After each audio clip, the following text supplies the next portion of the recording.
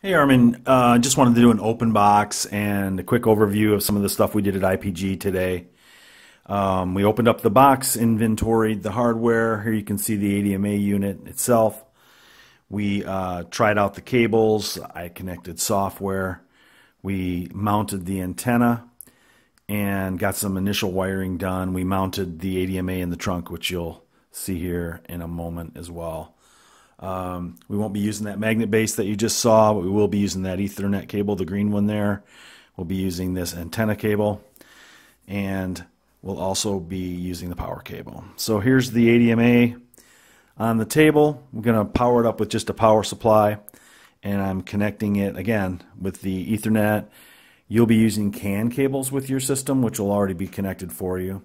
This power cable will stay connected, and again, you'll see me connect this green cable so I can connect the web server and get the unit set up properly for your application.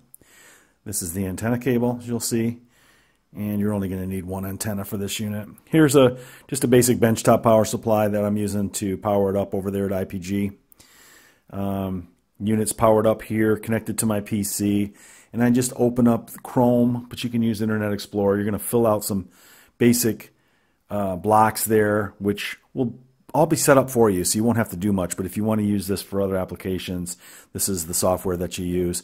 And then finally, here is the GeneSys logger software. The ADMA logger allows you to collect data standalone, but also is a great tool for understanding if the antennas are connected properly, how many GPSs you have. Here Dave is connecting the antenna to the roof rack that is on your VIL vehicle.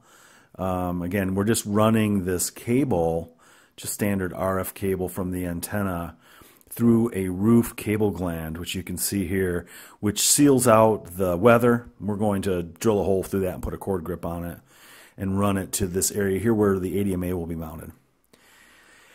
So here's the antenna again on the roof rack, and I'm just using the measuring stick to measure it to the rear bumper so we know the offsets for the ADMA and the antenna location. And here's the ADMA mounted in that 80/20 frame, and Dave and IPG will be mounting the rest of their stuff as well. So there you have it. Hopefully that's just a good quick unboxing overview for you. You can kind of see the progress that we're making, and we'll go from there.